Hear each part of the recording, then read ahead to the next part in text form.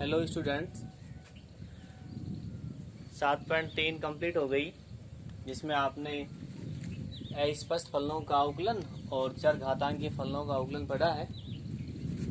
इसके बाद आगे आता है प्राचलिक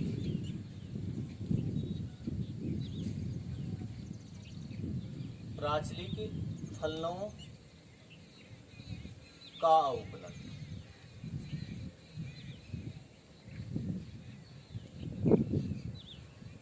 प्राचलिक फलनों का अवकलन। देखो, प्राचलिक फलन क्या होता है।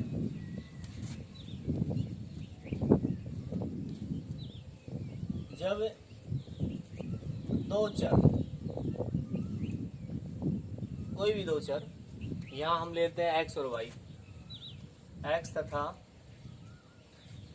वाई में, एक्स तथा वाई में सीधा संबंध न हो। जब दो चर x तथा y में सीधा संबंध न हो, लेकिन किसी अन्य चर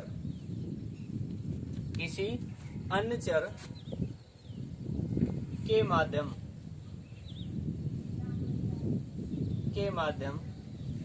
से x तथा y में संबंध हो,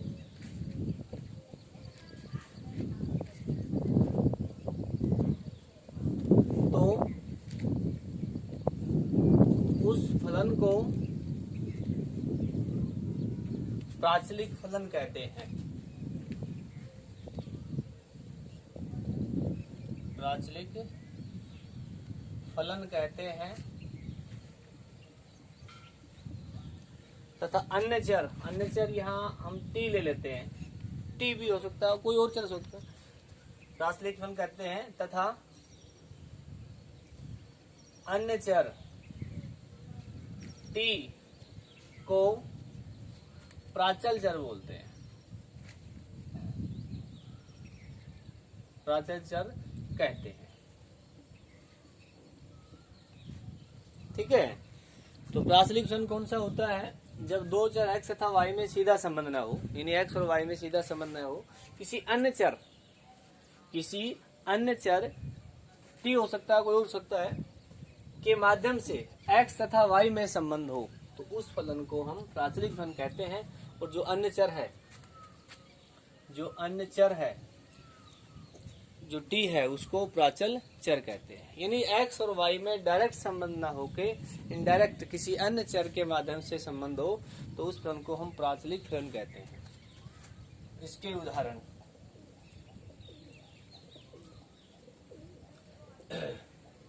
y बराबर में f1t, x बराबर में f2t।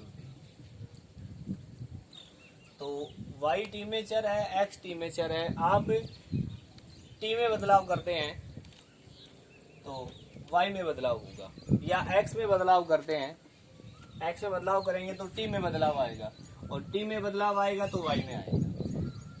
ठीक है, x बराबर में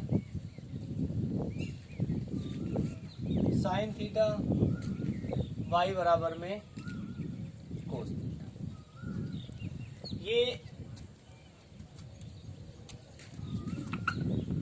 पास लिखे होते हैं।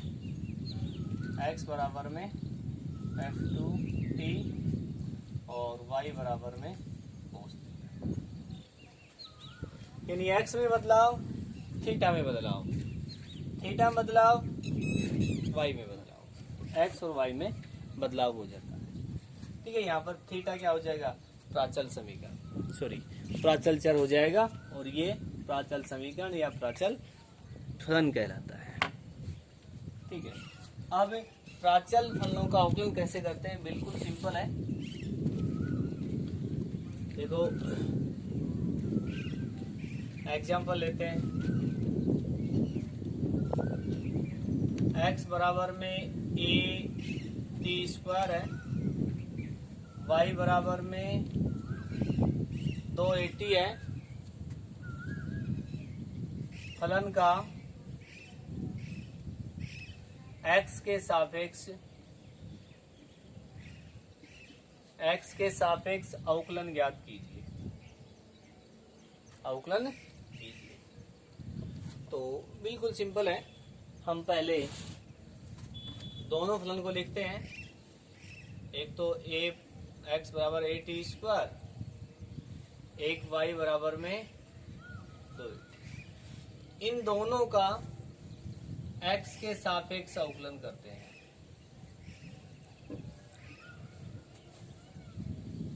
x के सापेक्ष अवकलन करने पर, ठीक है। तो इसका क्या होगा,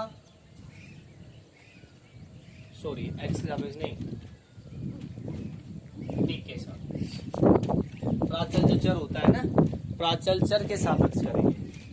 तो इसका क्या होगा, x का dx अपॉन dt, x का t के सापेक्ष अवकलन dx अपॉन dt बराबर में a t स्क्वायर का 2t और t का t के सापेक्ष 1 होगा। जैसे आप x का x के सापेक्ष 1 बोलते हैं, वैसे t का t के सापेक्ष 1 होगा। y का dy upon dt 2a t का 1। ये आ गया आपका dx अपॉन dt बराबर 2at और dy अपॉन dt बराबर में 2। अब आपने x के सापेक्ष अवकलन ज्ञात करना है, तो इसका dy अपॉन dx ज्ञात करना है। तो dy अपॉन dx के लिए क्या करेंगे,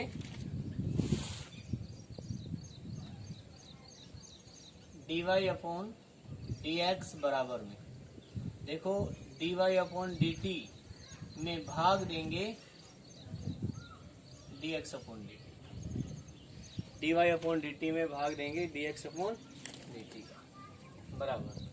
तो dy अपॉन dt कितना है, 2a, ये कितना है 2at, तो dy अपॉन dx आ गया 1 अपॉन।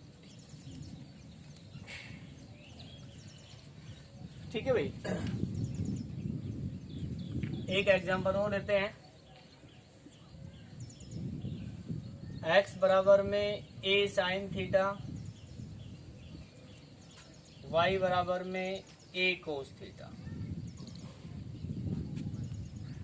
dy अपॉन dx ज्ञात कीजिए। dy अपॉन dx ज्ञात कीजिए।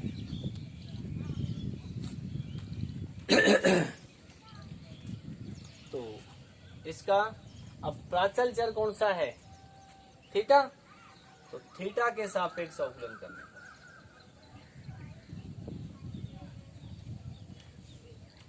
थीटा के सापेक्ष अवकलन करने पर, तो dx अपॉन d थीटा, ठीक, x का थीटा के सापेक्ष dx upon d theta. a sine theta का अवकलन क्या होता है, कोस थीटा, थीटा का थीटा के सापेक्ष कितना होगा, 1। dy upon D theta, a कोस का कितना माइनस साइन थीटा, थीटा कितना, ठीक। अब आपने ज्ञात क्या करना है, dy अपॉन dx बराबर में dy अपॉन डी थीटा बटे dx अपॉन डी थीटा। तो dy अपॉन डी थीटा क्या आ जाएगा, माइनस a साइन थीटा बटे a कोस थीटा, a से a cancel, minus tan theta. ठीक है, ये है प्राचलिक फलनों का अवकलन। दो आपको एग्जाम्पल दिए, बिल्कुल सिंपल एग्जाम्पल है। और करना कैसे होता है, पहले जो अपना प्राचल चर होता है उसके सापेक्ष अवकलन करते हैं, और एक्स का भी अवकलन हो जाएगा और वाई का भी हो जाएगा। फिर D Y upon D X ज्ञात करने के लिए D Y upon D T बटे D X upon D T करते हैं। अब इसका स्क्रीनशॉट लेके इसको उतारेंगे, कंप्लीट उतारना है। आगे एग्जांपल देखो।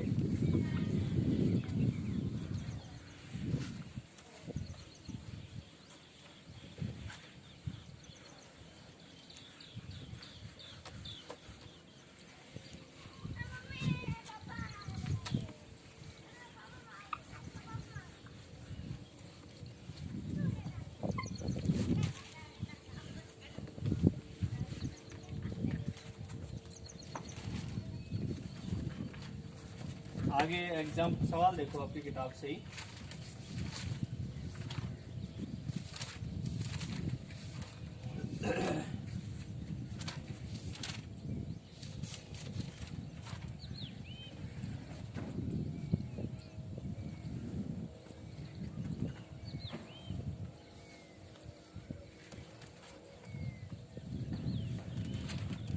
देखो तीसरे का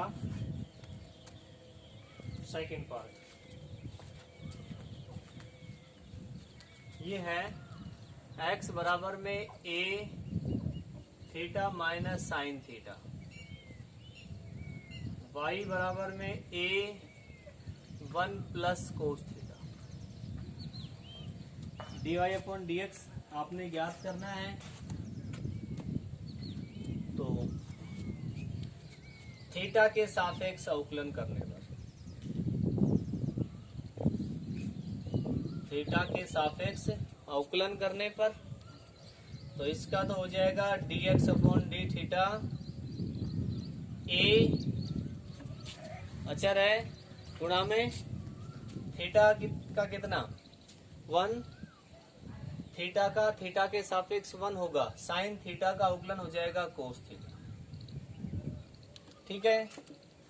अब y का थीटा के सापेक्ष D Y upon D theta, A अचर है गुणा में है 1 का 0 माइनस कोस का क्या हो जाएगा माइनस साइन थीटा।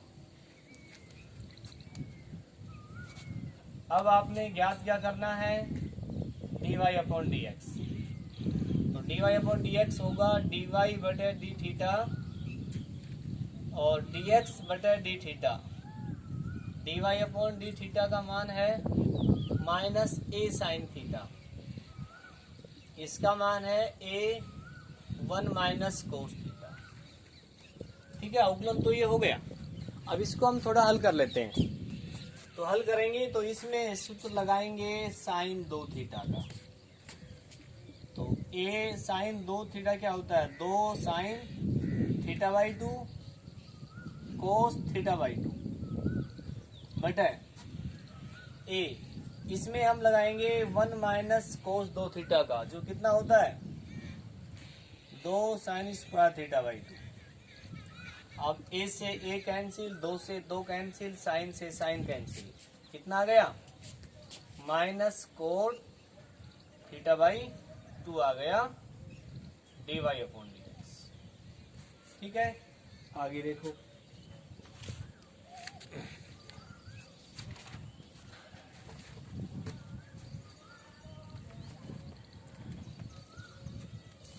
अब देखो चौथे का सेकंड पार्ट। चौथे का सेकंड पार्ट क्या है x बराबर में a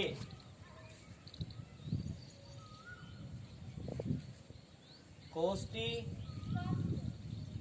log tan t by 2, y बराबर में ए साइन टी। ठीक है, तो प्राचल चर टी है, टी के सापेक्ष अवकलन।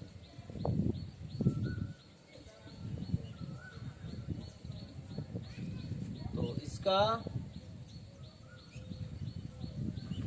D X upon D T, A अचर है गुणा में है कोस का माइनस साइन टी। ठीक, प्लस ये है फलनों का फलन। फलनों का फलन तो पहले लोग का होता है 1/10 t/2 होगा। लोग के बाद फलन है tan का होगा sec स्क्वायर t/2 गुणा में फिर t/2 का t का हो जाएगा 1 और 1/2 इसके गुणा। ये हो गया dx/dt और dy/dt ये हो जाएगा a cos t। ठीक है, अब इसको, इस वाले हिस्से को थोड़ा हल करते हैं।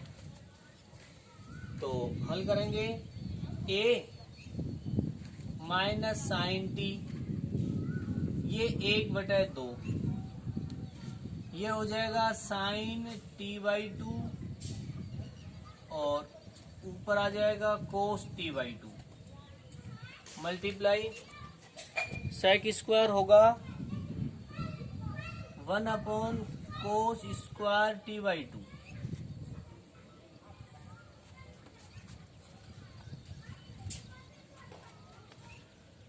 आगे dx/dt बराबर में a minus sine t plus, देखो कोस से कोस कैंसिल हो जाएगा एक, तो ये बच गया 2 साइन t/2 कोस t/2। ठीक है, a माइनस साइन t, ये देखो फॉर्मूला है जो आपने यहाँ पर साइन थीटा का ये लिखाया था, तो इसको आप साइन थीटा लिख सकते हैं। तो यहाँ पर इसको क्या लिख सकते हैं, 1/साइन t। ठीक है, एलसीएम, तो एलसीएम आ जाएगा यहाँ पर साइन t और ये हो जाएगा माइनस का साइन स्क्वायर t प्लस 1। इसको क्या बोलेंगे, 1 माइनस में sine square. 1 minus sine square क्या होता है, कोस स्क्वायर t बटे साइन t। ठीक है, अब dy/dx बराबर में dy/dt और dx/dt बराबर में, ये तो है a cos t बटे ये है a cos स्क्वायर t और ये ऊपर आ जाएगा साइन t। a से a कैंसिल, cos से cos कैंसिल और dy/dx आ जाएगा tan t, ये आ जाएगा।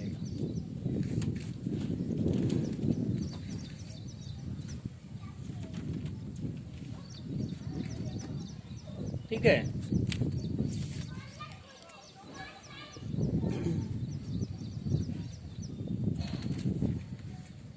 इसको उतारो, इसका स्क्रीनशॉट लेके आगे एग्जांपल देखो।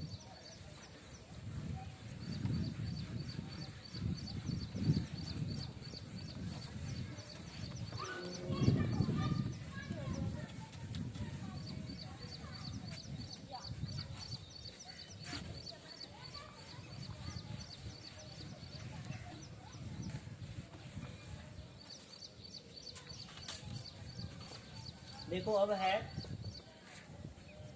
क्वेश्चन नंबर 6, बढ़िया सवाल है। ये कह रहा है यदि x की पावर 3 प्लस y की पावर 3 बराबर t माइनस 1/t तथा x की पावर 6 प्लस y की पावर 6 बराबर में t square plus 1/t square, तो प्रूव दैट, सिद्ध करना है x की पावर 4 y की पावर 2 इंटू dy/dx बराबर में 1, ये आपने सिद्ध करना है। तो देखो ये अस्पष्ट है, प्राचलिक समीकरण में जो अस्पष्ट है x y t तीनों फलन जुड़े हुए हैं, तो पहले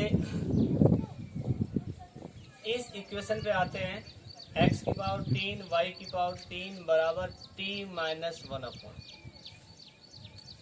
देखो हम क्या करेंगे, इसका और इसका उपयोग करके t का विलोपन करेंगे। तो वर्ग करने पर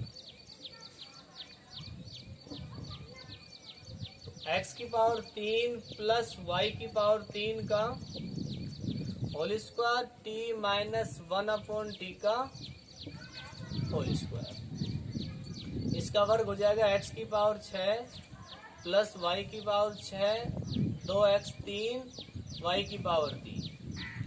इसका हो जाएगा t square plus 1/t square minus 2 गुणा t गुणा 1/t।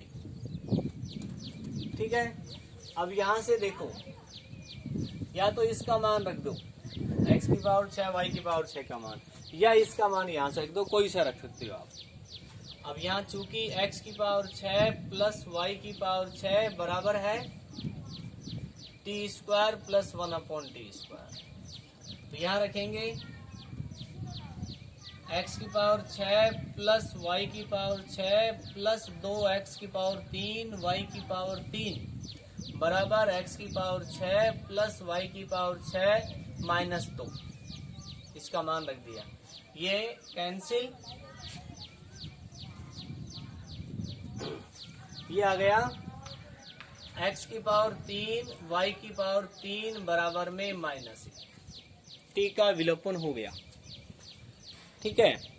अब ये स्पष्ट आ गया, x के सापेक्ष अवकलन कर लेते हैं। x के सापेक्ष अवकलन, तो अवकलन करेंगे x क्यूब स्थिर, y क्यूब का अवकलन 3y स्क्वायर और y का अवकलन dy/dx प्लस y की पावर 3 स्थिर, x की पावर 3 का 3x स्क्वायर बराबर में इसका कितना हो जाएगा 0। अब इसमें 3 का भाग जा रहा है,